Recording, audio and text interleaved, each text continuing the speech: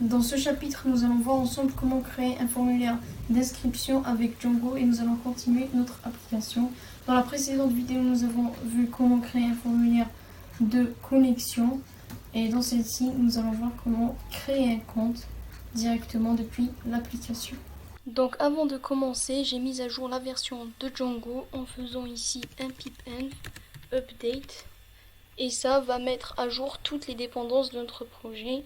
Maintenant, si je fais un Python -m Django -- version, j'ai la version 3.1.7 de Django. Et là, si je vais aller vérifier dans le site officiel de Django, donc la dernière version, c'est 3.1.7. Voilà. Maintenant, pour commencer, on veut que lorsqu'on clique sur Sign Up, on sera redirigé vers la page d'inscription. Pour commencer, il va falloir créer une nouvelle URL dans l'application Account. Ici dans Accounts, urls.py, là, on va ajouter une nouvelle URL. Donc pour cela, on va faire comme pour les autres. Donc path. Le nom de l'URL, ça va être register / et là, la vue. Donc là, je vais d'abord importer le fichier views qui est au niveau de l'application account, celui-là. Donc je fais from .import views. Donc dot, ça signifie le dossier courant. Là maintenant, ce que je vais faire, on va créer après une vue qui aura le nom register. Donc je mets views.register. Et là, on va ajouter un nom qui va être register. Voilà. Maintenant, je vais ici ajouter une vue. Je vais mettre def register. Donc une vue, c'est rien de plus qu'une fonction qui va prendre ici la requête. Et là, ce que je vais faire, je vais retourner un template que je vais créer juste après. Donc je mets return render avec la fonction render. Et là, je vais mettre la requête. Ensuite, le nom du template, accounts /register. Donc ce template là, je vais le créer juste après. Là, j'enregistre ce fichier et je vais d'abord créer le template au niveau de accounts. Ensuite là, je vais créer un nouveau fichier register.html. Au niveau de ce fichier, je vais copier le contenu du fichier login.html et je vais le coller pour aller plus vite. Là, pour le titre, ça va être sign up. Ensuite, là, on va enlever tout ça et on va juste mettre ici sign up. Voilà. J'enregistre. Maintenant, j'ai envie que quand on clique ici, on sera redirigé vers le template que je viens de créer maintenant. Pour cela, il va falloir aller dans le partials header.html au niveau de templates, layout, partials, header.html et là,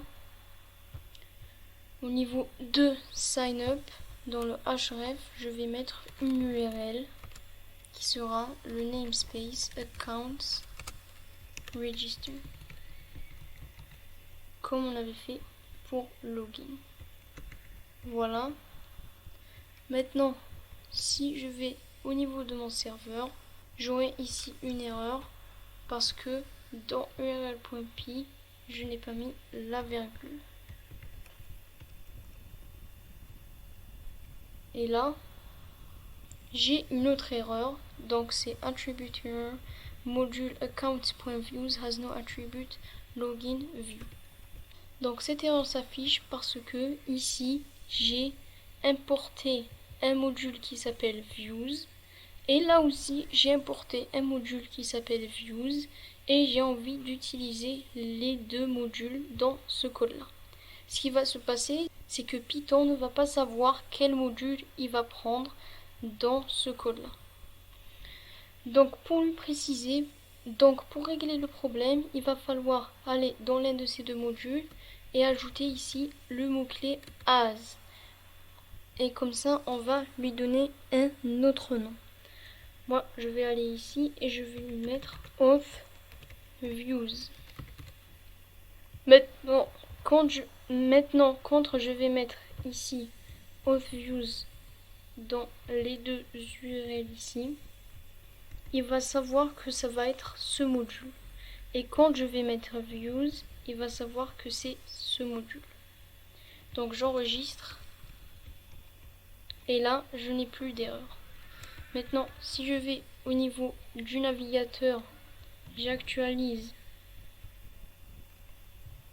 et je clique sur Sign Up. On a Template does not exist. Pourquoi? Parce que ici, on doit mettre register.html. Là, j'actualise. Et là, voilà, on a bien notre template. Maintenant, j'ai envie qu'il y ait un formulaire au niveau de ce template.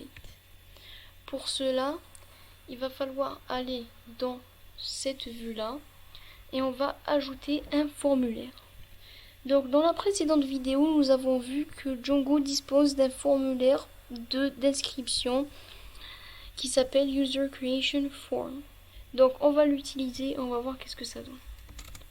D'abord, il va falloir l'importer. Donc, je mets from Django.contrib.auth.forms import user creation form.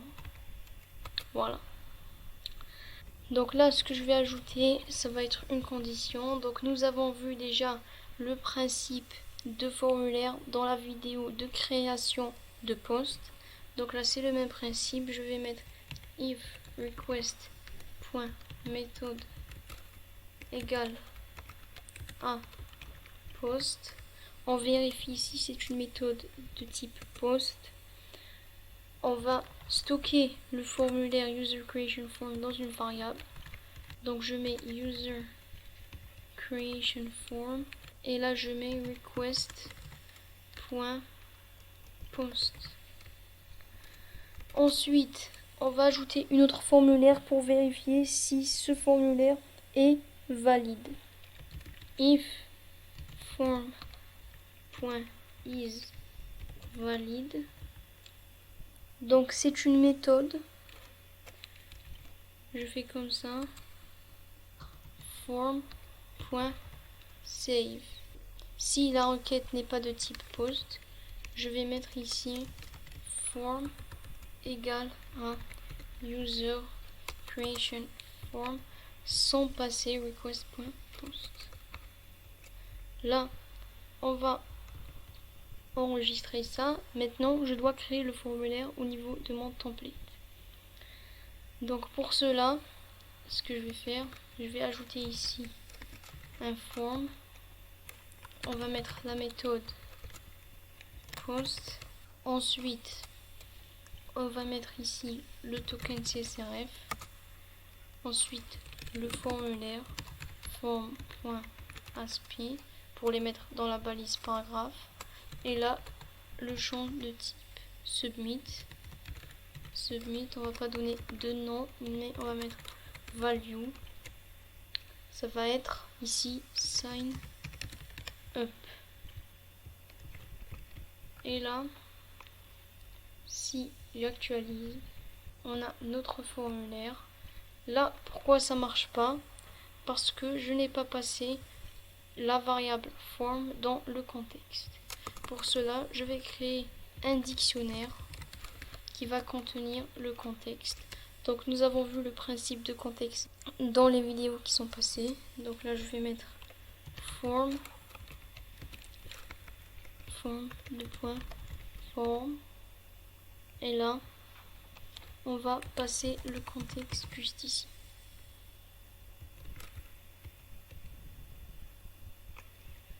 J'actualise. Et voilà, on a un formulaire qui a été généré automatiquement par Django. Voici ce que contient le formulaire User Creation Form.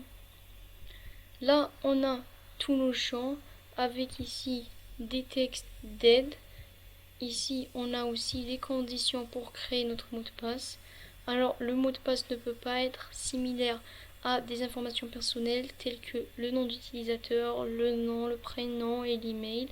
Donc, aussi, on a que le mot de passe ne peut pas contenir moins que 8 caractères et votre mot de passe ne peut pas être un mot de passe commun, courant. Ça veut dire le mot de passe ne doit pas être un mot de passe connu et le mot de passe ne peut pas être entièrement numérique. Et là, on doit confirmer notre mot de passe. Ici, dans le modèle user, on a plusieurs champs. On a le nom d'utilisateur, on a le nom, le prénom, l'email et plein d'autres champs. Et aussi, nous pouvons ajouter nos propres champs et je vais vous montrer comment faire ça dans une prochaine vidéo. Donc ici, nous allons nous contenter du nom d'utilisateur. Nous allons ajouter aussi l'email et le mot de passe. Donc là, pour créer notre propre formulaire qui va hériter du formulaire User Creation Form, il faut aller ici dans forms.py et nous allons créer un nouveau formulaire qui va hériter de User Creation Form. Donc là, ce que je vais mettre un commentaire. Ça va être Forms. Et là, on va importer User Creation Form. Donc je mets from django.contrib.auth.forms import User Creation Form. Pour éviter de répéter ce code-là, from django.contrib.auth.forms import, alors que nous l'avons déjà écrit ici, ce qu'on peut faire, c'est directement mettre une virgule et l'ajouter ici, User Creation Form, et là on enlève ça. Maintenant, je vais créer mon formulaire. Je vais mettre classe, je vais l'appeler User Form, et là il va hériter de User Creation Form. Maintenant, je vais ajouter ici la classe Meta qui va permettre de configurer ce formulaire. Et là, on va mettre le modèle et les champs. Donc là, vous pouvez mettre un tuple ou une liste. Donc moi, je préfère mettre un tuple. Et là, pour le modèle, ça va être user. Donc je vais importer user from django.contrib.auth.models import user. Et là, je vais mettre ici user. Maintenant, pour les champs, alors ici, ça va être le nom d'utilisateur, l'email, le password 1 et là, password 2 pour la confirmation. Là, j'enregistre. Maintenant, pour utiliser ce formulaire, je vais l'importer ici à la place de User Creation Form. Je vais commenter ça et je vais mettre from .forms import user form. Ensuite, ici, je vais remplacer User Creation Form par User Form, celui qu'on vient de créer. Maintenant, j'actualise Et là, on a une autre erreur. Donc là, on a unknown field user for le modèle user. Donc, parce que ici, ce n'est pas user, mais c'est username. Donc là, je dois relancer mon serveur. Je fais manage.py run server. Et là, on n'a pas d'erreur. On actualise. Et là, on a notre formulaire. Donc là, on a ajouté l'adresse mail. Parce que l'adresse mail, c'est un champ qui est déjà disponible dans le modèle user. Mais dans une autre vidéo, nous allons voir comment ajouter nos propres champs qui n'existent pas dans le modèle user. Comme par exemple la date de naissance ou d'autres champs. Donc là, on va soumettre ce formulaire et on va voir qu'est-ce que ça donne. Donc là, je vais mettre des informations, donc mon nom d'utilisateur, email. Là, je vais mettre un mot de passe, le même mot de passe. Et là, je mets sign up. Là, ils me disent qu'un utilisateur avec ce nom d'utilisateur existe déjà. Donc, comme vous voyez, on a la validation. Donc, je vais mettre 2. Et là, je dois respecter toutes ces conditions pour mon mot de passe. Si vous voulez enlever une ou deux de ces conditions, modifier ces conditions, donc c'est dans le fichier settings.py, ici dans my blog, settings.py, ici, vous descendez, vous avez auth, password, validators, tout ça seront les conditions. Donc par exemple, si je vais enlever une de ces conditions, par exemple, je vais enlever que le mot de passe doit être entièrement numérique. Voilà, je commande ça, j'enregistre et j'actualise. Et là, j'ai enlevé la condition que le mot de passe ne doit pas être entièrement numérique. Donc là, je vais la rendre parce que ces conditions m'arrangent. Là, et là, j'ai la condition que votre mot de passe ne doit pas être entièrement numérique. Donc là, je vais mettre un nom d'utilisateur, une adresse mail et un mot de passe.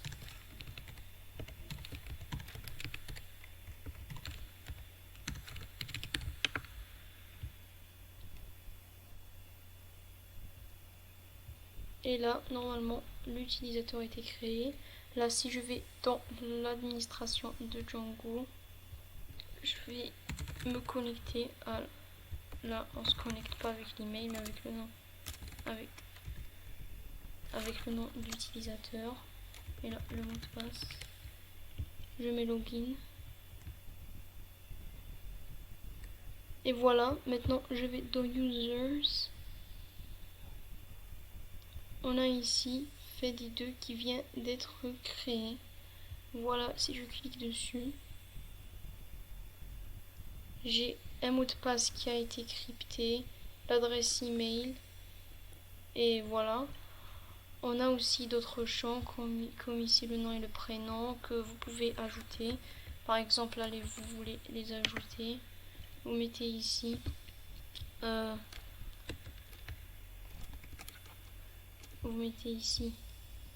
first name et là last name. Là, si on actualise, voilà, on a first name et last name. Donc moi je vais les enlever parce que je n'en ai plus besoin.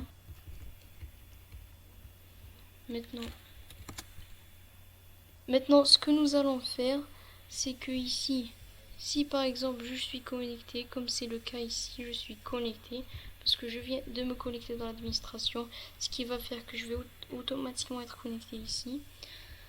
Donc là, quand on est connecté, normalement, on n'a pas accès à la page de création de compte. Pour cela, je vais mettre ici dans Views. Je vais importer la fonction Redirect. Ensuite ici je vais mettre if request dot is authenticated. Ça c'est un booléen qui va nous permettre de renvoyer si l'utilisateur est connecté ou pas. Donc s'il est à true, c'est qu'il est connecté. S'il est à false, c'est qu'il est déconnecté. Là, je vais mettre s'il est connecté. On va retourner redirect. On va le rediriger vers la page d'accueil. Donc ça va être post index. Voilà. J'enregistre. Et là, normalement, on va être redirigé vers la page d'accueil. Donc là, on a une erreur. Request has no attribute is authenticated. Donc là, c'est request.user. Donc là, l'utilisateur. Ensuite, on a une méthode sur l'utilisateur. Et là, on est redirigé vers la page d'accueil parce qu'on est connecté. Donc si j'essaye ici d'aller vers Accounts, Register,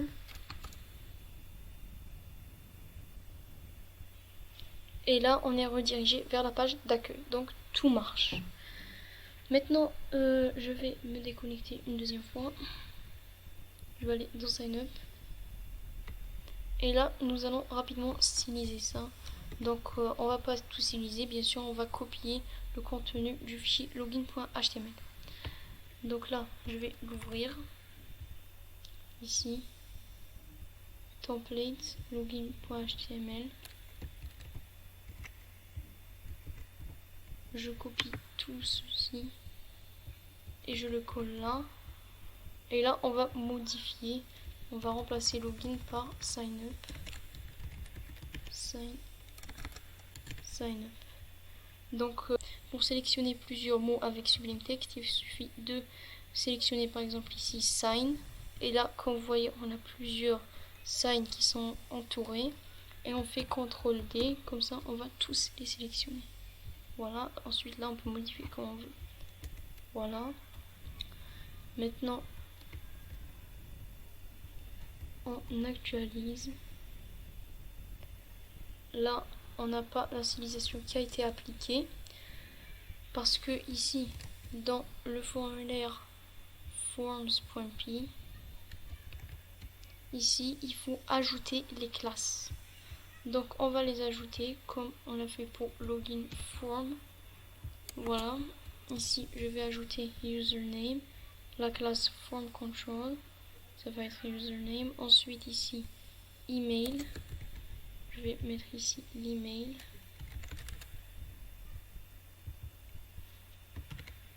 Email. Là, ça va être email input. Et là, ça va être password 1 et password 2. La password. Et là, pour le label, ça va être confirm your password. Tout simplement. Voilà, maintenant j'actualise. Et voilà. Donc j'ai enlevé les help text tout simplement parce que on n'en a pas besoin. Vous pouvez les mettre en faisant ici, par exemple, dans username, ici. Vous pouvez mettre ici help text. Alors ici par exemple enter your username. Et là, on a ici le help text qui est en bas. Donc moi j'aime pas ça. Voilà. Donc là tout marche. Alors essayons. Tout marche. Alors même la validation. Donc essayons de mettre un nom d'utilisateur qui existe. Là un mot de passe. Là je vais sign up. Voilà, on a la validation user with that username already exists. Donc là, dans une prochaine vidéo, nous allons voir comment notre email, par exemple, ici j'ai utilisé la même adresse email pour tous mes comptes. Donc nous allons voir comment ajouter une email unique. Donc par exemple si je réécris cette adresse mail, on va m'afficher un compte avec cet email existe déjà. Donc dans cette vidéo nous avons vu comment créer un formulaire d'inscription, comment ajouter la vue, le template, le formulaire et tout. Donc tout marche et moi je vous dis à la prochaine pour le prochain chapitre.